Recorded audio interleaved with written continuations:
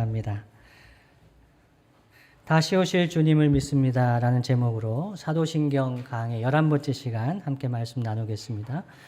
오늘 우리가 함께 읽은 요한계시록 22장 20절로 21절까지 말씀은 신구약 성경의 제일 마지막에 있는 말씀입니다. 그 내용을 보면 주 예수 그리스도께서 진실로 속히 오실 것이라고 아시죠? 그 말을 들은 성도들이 이렇게 화답합니다. 아멘 주 예수여 오시옵소서라고 합니다. 그리고 나서 주 예수의 은혜가 모든 자들에게 있을지어다 아멘 하면서 성경이 마무리가 됩니다. 여기서 모든 자들은 각주에 보면 여러분 가지신 성경에 각주에 보면 어떤 사본에는 성도들에게라고 되어 있다라고 합니다. 그러니까 이 주 예수께서 다시 오신다는 것에 대해서 아멘 주 예수여 오시옵소서라고 화답할 수 있는 사람, 요한계시록의 전체 문맥에 따라 본다면 예수님의 왕되심을 인정하며 예수님을 따르며 예수님의 다시 오심을 기다리는 사람들, 성도들이라고 할 수 있습니다. 그래서 예수님의 재림, 다시 오심이라는 것은 기독교 신앙의 핵심적인 부분입니다. 재림 신앙이 매우 중요합니다. 그래서 예전에는 우리 신앙의 선배님들은 예수님 다시 오시는 것을 간절히 사모했더랬습니다. 그래서 찬송을 부를 때도 천국의 소망, 주님의 오심에 대해서 많이 찬송을 했습니다. 왜 그랬을까요? 세상 사는 게 쉽지 않았기 때문이죠. 슬픈 일이 너무나 많았습니다. 힘들게 사는 분들이 너무나 많았습니다. 지금도 SNS, 페이스북이나 가끔 1950년대, 60년대, 40년대 그때 사진들이 올라올 때가 있습니다. 그때 어머니들은 왜 그렇게 힘들게 살았는지요. 그리고 그때 가장들도 말할 수 없는 무게를 어깨에 지고 살았습니다.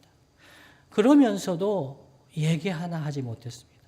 그런 어려움, 슬픔의 때, 힘든 때를 살았기 때문에 주님 오시면 좋겠다. 이 세상과 이 세상의 사람들에게는 크게 기대할 것이 없었기 때문에 많은 분들이 예수님의 다시 오시는 것 정말 그렇게 기다렸던 것 같습니다.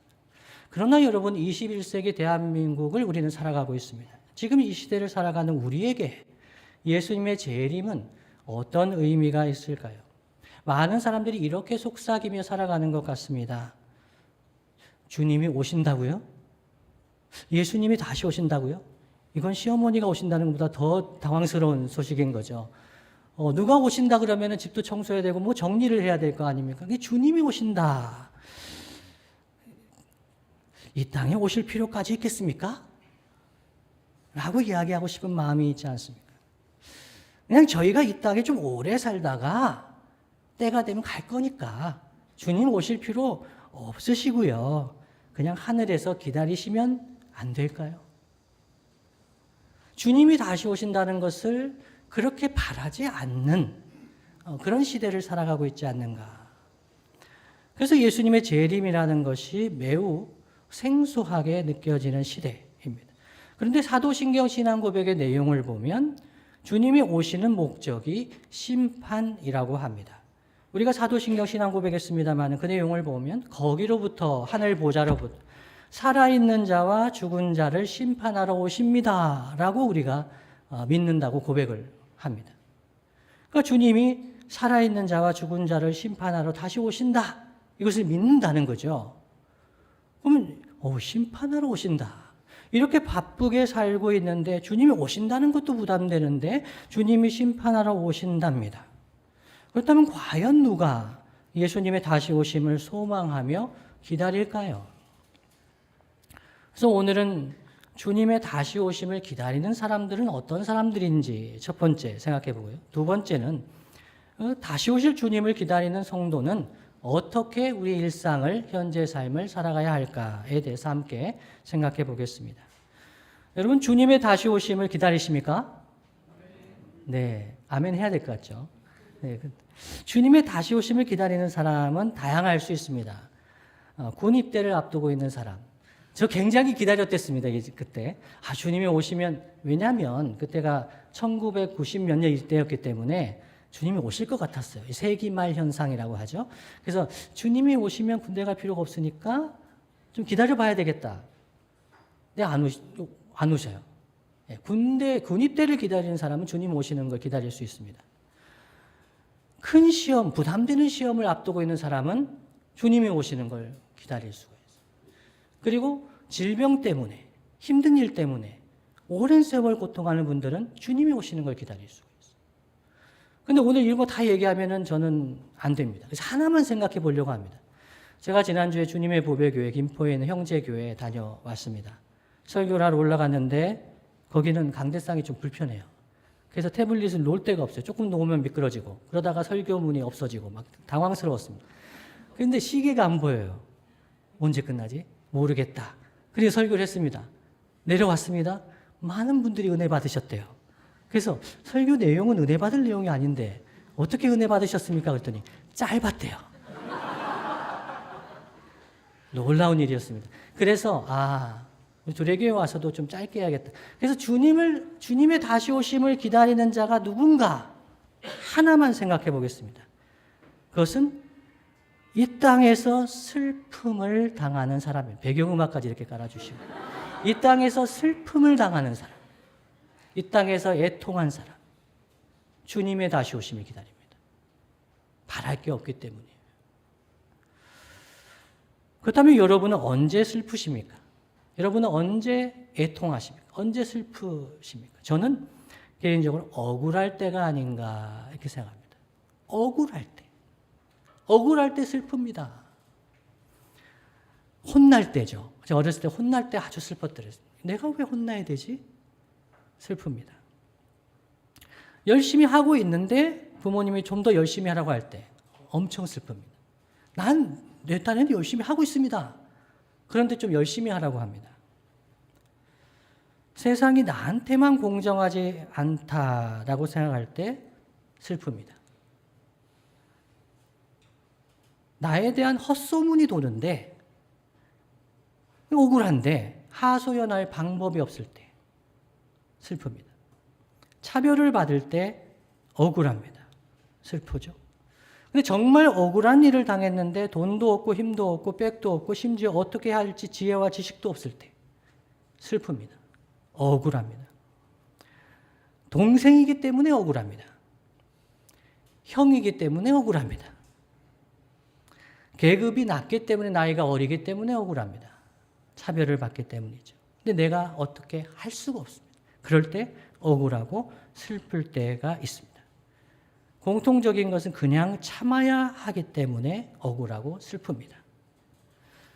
그래서 억울하고 슬픈 사람들은 누군가 자신의 억울함을 풀어주면 좋겠다고 간절히 바랍니다. 내 억울함을 누가 풀어줄 수 있는가? 간절히 바라는 거죠. 그 슬픈 사람, 애통하는 사람을 하나님께서 외면하지 않으십니다. 하나님이 애통하는 자, 슬퍼하는 자에게 주시는 복이 있습니다. 그것이 무엇입니까? 마태복음 5장 4절 말씀을 함께 읽어보겠습니다. 함께 읽습니다. 시작. 애통하는 자는 복이 있나니 그들이 위로를 받을 것이며. 아멘.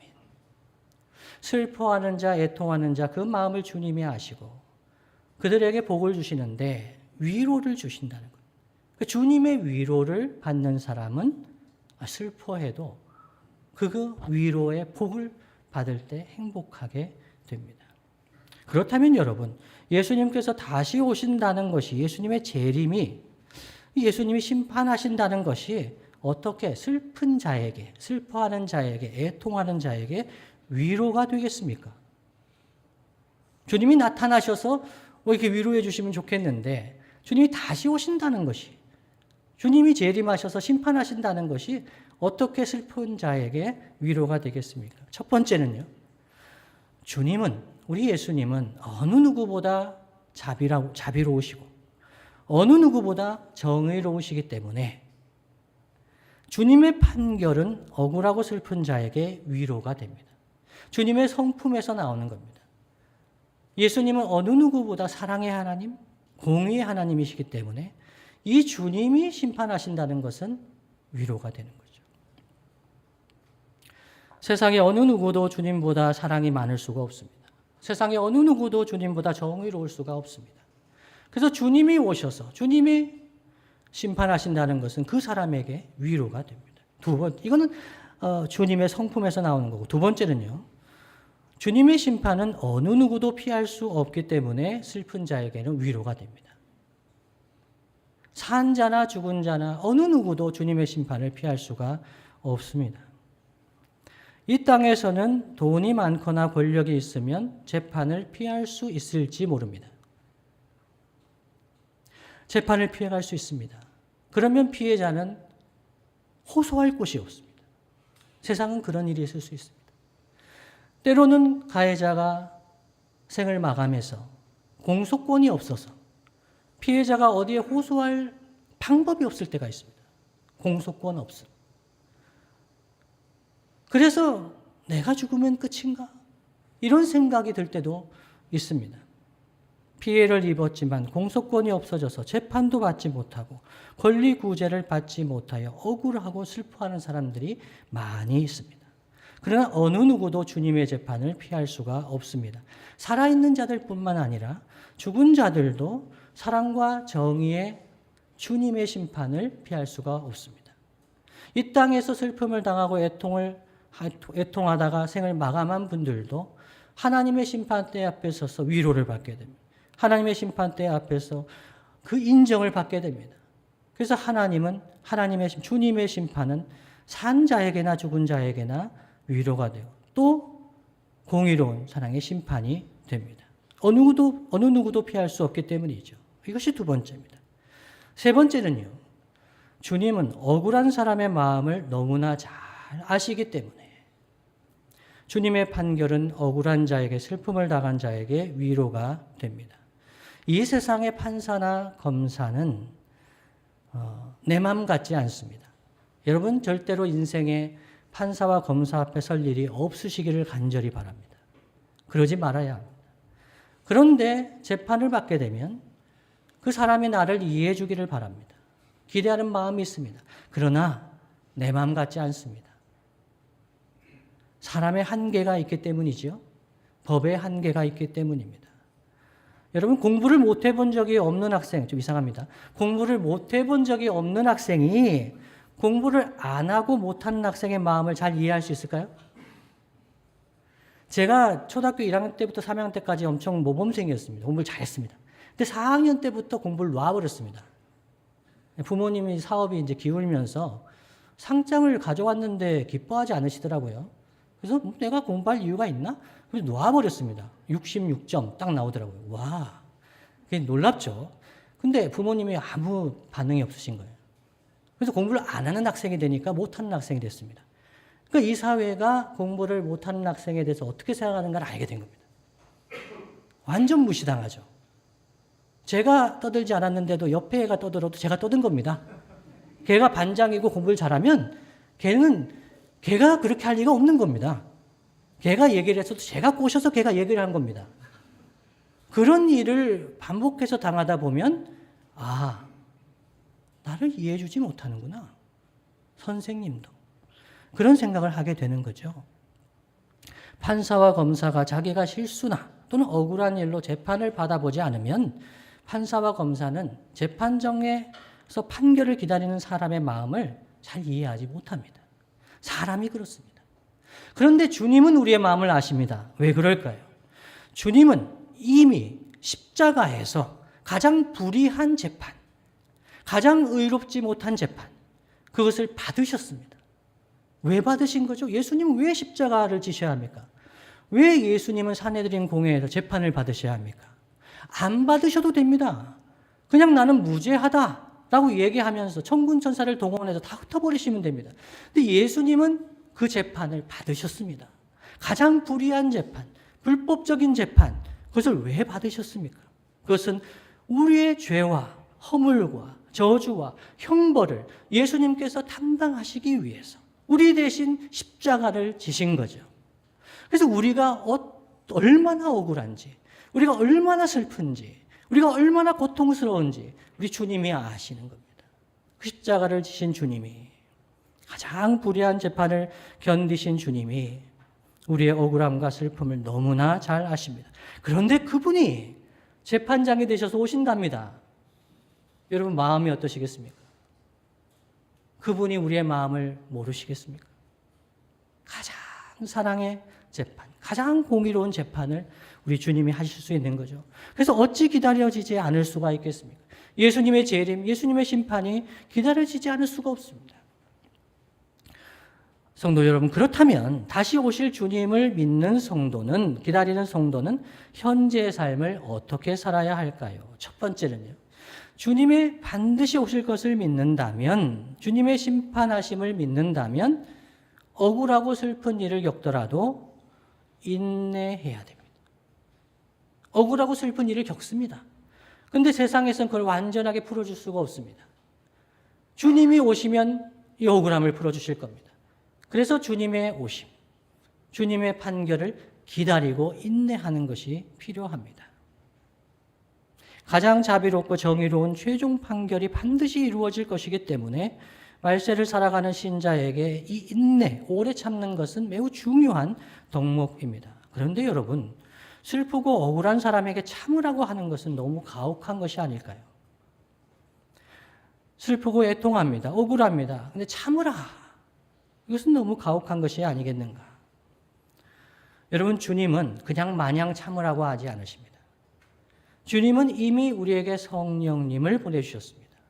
보혜사 성령님은 우리 안에 내주하시고 우리와 함께 하시고 우리가 슬프고 애통할 때, 낙심되고 억울할 때 그때 성령님이 우리와 함께 하십니다. 우리를 위로하십니다. 우리에게 주님의 말씀을 깨닫게 하십니다. 최후 승리가 있어. 하나님의 심판이 있어. 주님은 다 아셔. 이 고난의 뜻이 무엇인지, 의미가 무엇인지 알려주십니다. 그러면서 그 고난을, 억울함을, 슬픔을 인내할 수 있도록 우리에게 힘주시고 동행하시는 우리 성령님입니다.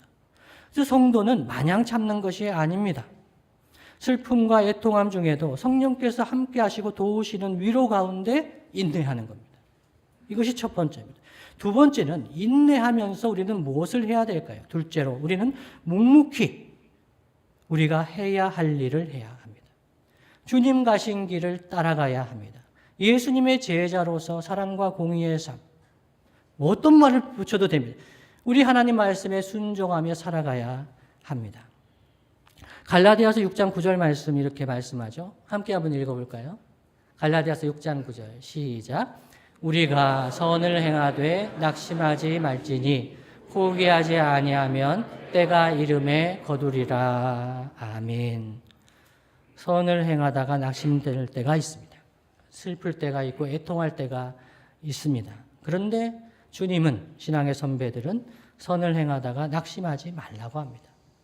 포기하지 아니하고 선을 행하며 살아가면 때가 이름에 거두리라 말씀합니다. 이 때는 무엇일까요? 하나님의 때. 구약 성경에 보면 여호와의 날, 하나님께서 역사하시는 때, 하나님께서 사랑과 공의로 다스리심을 나타내시는 때, 하나님은 마냥 마지막 때까지 참고 있으라고 하시지 않으십니다. 이 세계 역사 가운데도 하나님의 공의로운, 하나님의 사랑의 다스리심, 심판이 있습니다. 그것을 보면서 하나님의 살아계심을 나타내시는 것이죠. 그래서 성도는 때를 기다립니다. 하나님의 때를 위해서 간구합니다. 하나님 다스려 주십시오. 하나님 역사해 주십시오. 이 슬픔을, 이 애통함을, 이 억울함을 풀어 주십시오.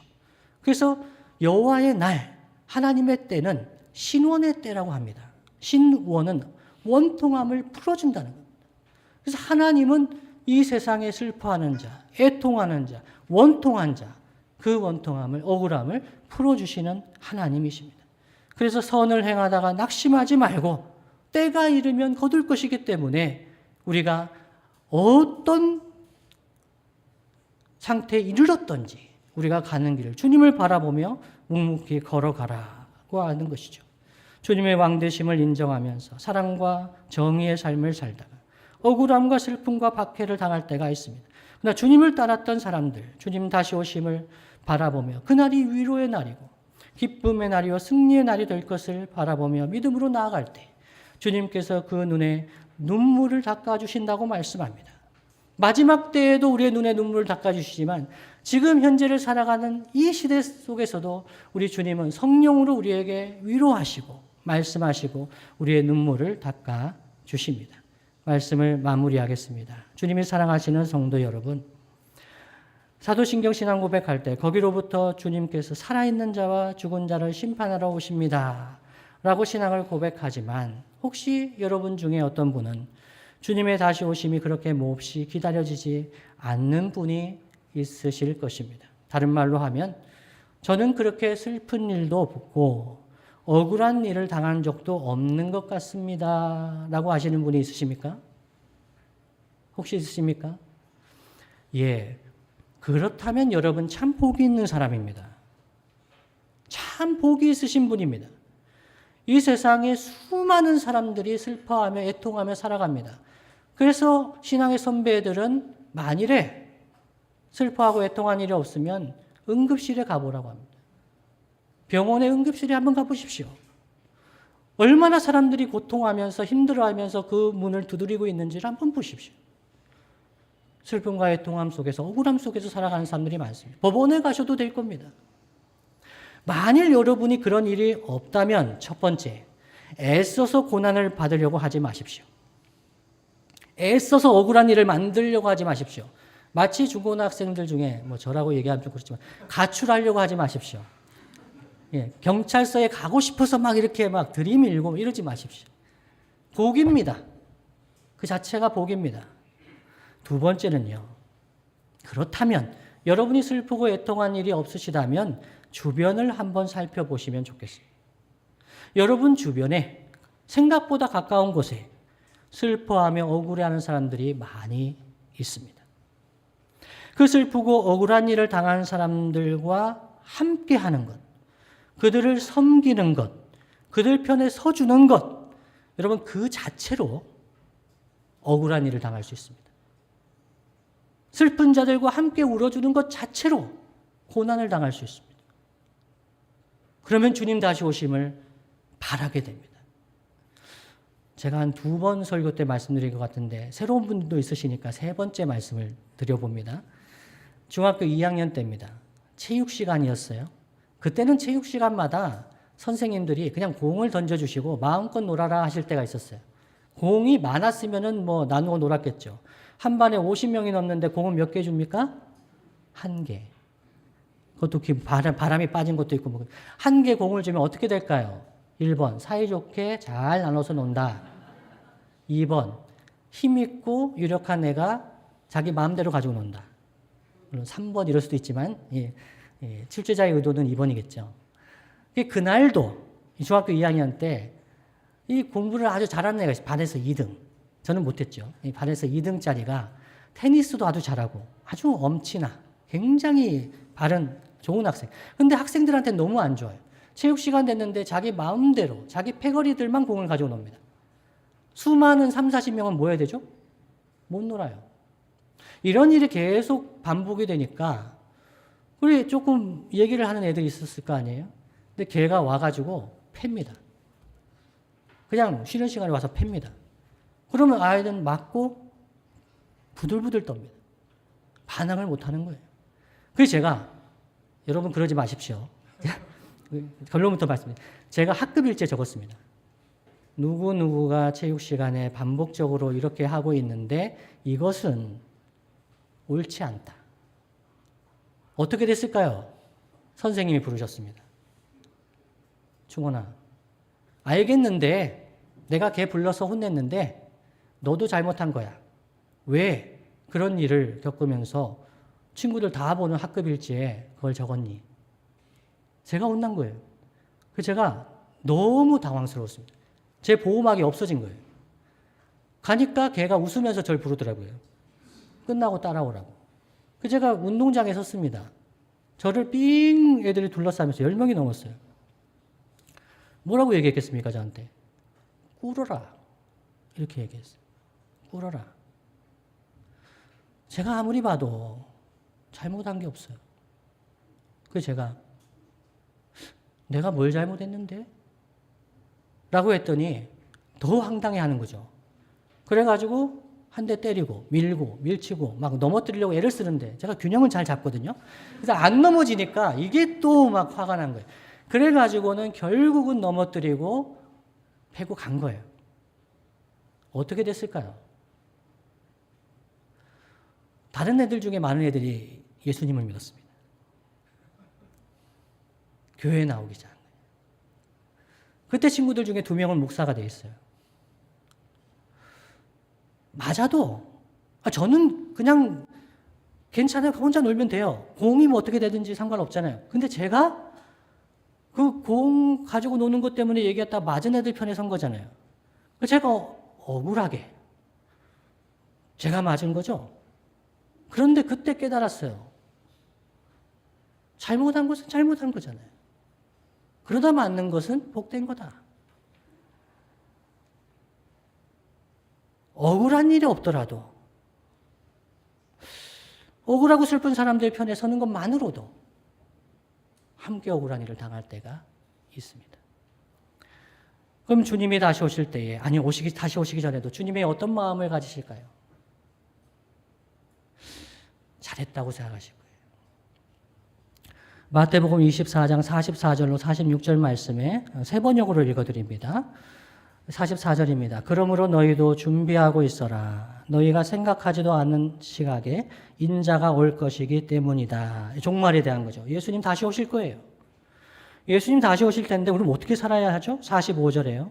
누가 신실하고 슬기로운 종이겠느냐. 신실하고 슬기로운 종이 어떤 종인지 알려주시겠다는 거죠. 주님의 말씀입니다. 주인이 그에게 자기 집 하인들을 통솔하게 하고 제때에 양식을 내주라고 맡겼으면 그는 어떻게 해야 하겠느냐. 청직이라는 거죠. 우리는 하나님 앞에서 다 청직입니다.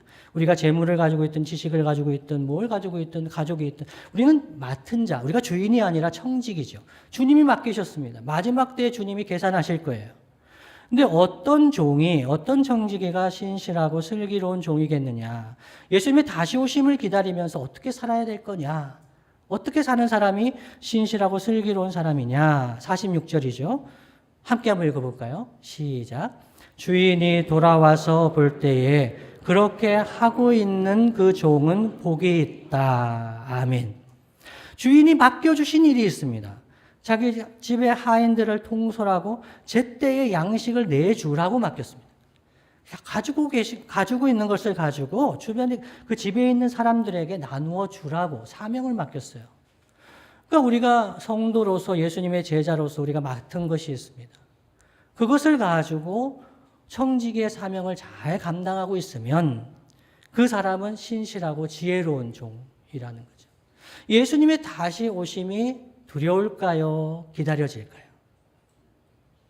그 사람은 예수님의 다시 오심이 두렵지가 않습니다. 저는 가끔 꾸는 악몽이 있습니다. 시험 준비를 전혀 하지 않았는데 시험 기간이 다가오는 꿈. 이것이 제가 꾸는 제일 큰 악몽입니다. 꿈인지 알면서도 엄청 힘듭니다. 깨어나지가 않습니다. 시험 기간이 다가오는데 저는 시험 공부를 하지 않았어요. 성도들도 이런 성도들이 있습니다. 예수님 다시 오시는 것을 준비하지 않습니다. 예수님 앞에 설 것을 준비하지 않습니다. 그냥 내가 졸고 있습니다. 잠을 자고 있습니다. 주변에 있는 이웃들이 슬퍼하며 애통하고 있는데 그 관계가 없습니다. 이런 자는 주님 다시 오신다고 하면 그것은 재앙입니다. 주님 다시 오실 필요 없다고 얘기합니다. 나는 그냥 이 삶을 좀 오래 살다가 주님 뵙겠습니다. 이렇게 얘기하고 싶습니다. 그러나 나는 청직이야. 주님은 다시 오실 거야. 왕 대신 주님은 다시 오실 거야. 왕 대신 주님이 나에게 무엇을 맡기셨을까? 주변에 있는 사람들에게 나에게 맡겨주신 것을 나누어 주면서 그들과 함께 울고 함께 웃고 살아가는 사람은 주님이 다시 오시는 것이 두렵지가 않습니다.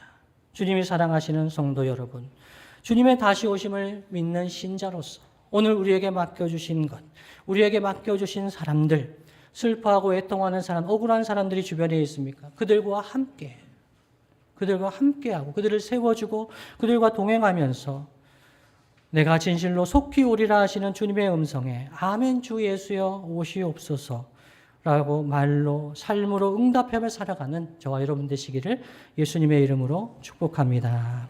다음